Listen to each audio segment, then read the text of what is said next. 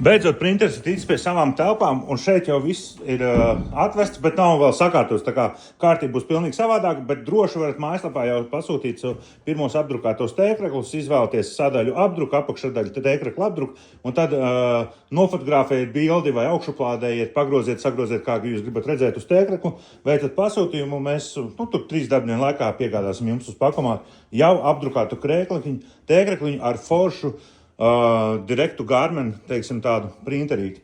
Ar ko viņš vispār ir foršs? Viņam tā apdruka nav tāda plastiska, bet viņam ir tāds kā uzkrāsots, kā sietspiedē varētu, tā teikt, tāds mīksta druka, bez plēvas efekta.